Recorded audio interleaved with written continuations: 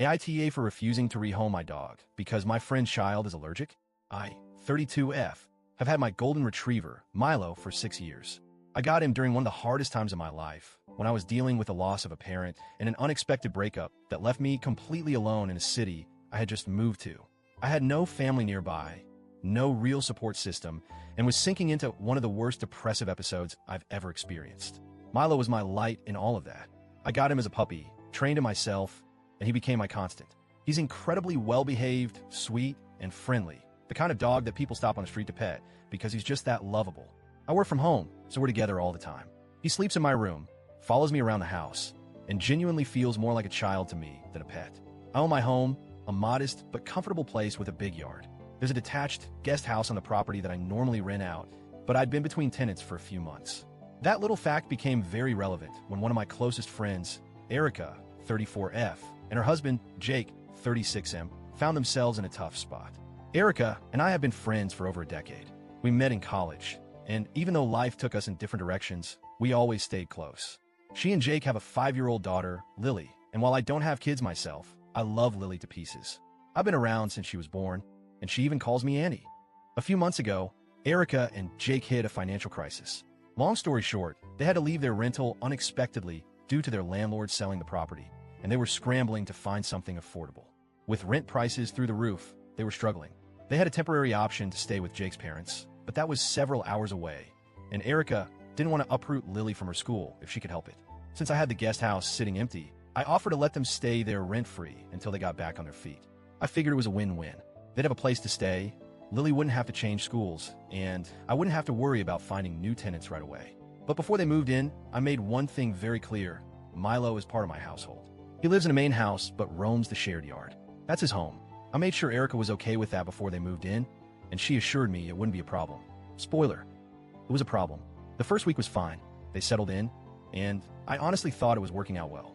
Then, one evening, Erica sat me down and told me there was an issue. Lily, she said, was allergic to dogs. This was news to me. Erica had never mentioned it before, despite all the time she had brought Lily over to my house in the past. But apparently, it wasn't a severe allergy, no anaphylaxis, nothing life-threatening. She would just get itchy and sneezy when she was around Milo for too long. Obviously, I felt bad. I don't want Lily to be uncomfortable in a place that's supposed to be safe for her. So I immediately offered to make adjustments. I told Erica that I'd keep Milo out of the guest house entirely, and even suggested getting an air purifier to help with allergens. I was more than willing to work with her on this. But that wasn't enough. Erica told me that even having Milo in the yard was too much of a risk, and that I needed to rehome him entirely if I wanted him to stay. I actually laughed at first. Like, I genuinely thought she was joking. I said, "Wait, you're not serious, right?" She was. She told me that Lily's health had to come first, and that as a parent, she couldn't put her child in an environment where she was constantly exposed to allergens. She said that if I truly cared about their well-being, I would make the sacrifice. I was stunned. I reminded her that I was doing them a massive favor by letting them live here for free.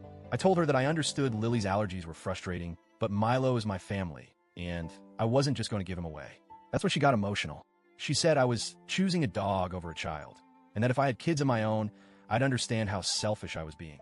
She accused me of endangering Lily's health and told me I was putting my own convenience over a little girl's well-being. I won't lie, that stung. I started to doubt myself. Was I being selfish? Was I prioritizing my own comfort over a child's needs? But then I remembered, this was temporary. They weren't being forced to live here. They had other options. If the allergy was really that unbearable, they could go stay with Jake's parents. I told her as much. I said, "I love you guys, but I'm not giving up my dog. If it's that bad, maybe staying here isn't the right solution." She lost it. She called me heartless, accused me of not caring about them, and stormed out. That night, they packed up and left to stay with Jake's parents after all. Since then, Erica has barely spoken to me. She'll send the occasional passive-aggressive text, but she's clearly furious. Some of our mutual friends think she was way out of line for demanding that I rehome my dog, but others have taken her side, saying that as someone without kids, I don't understand, and that I should have tried harder to compromise. But what was I supposed to do? I did try to compromise. I offered to keep Milo away from them, to get an air purifier, to do whatever I could short of giving him away entirely.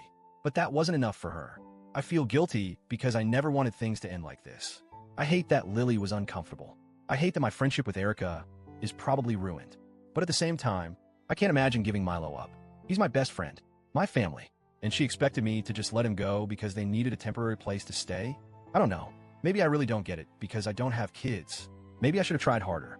Maybe I should have just let them go without the argument and saved the friendship. So, Reddit, AITA,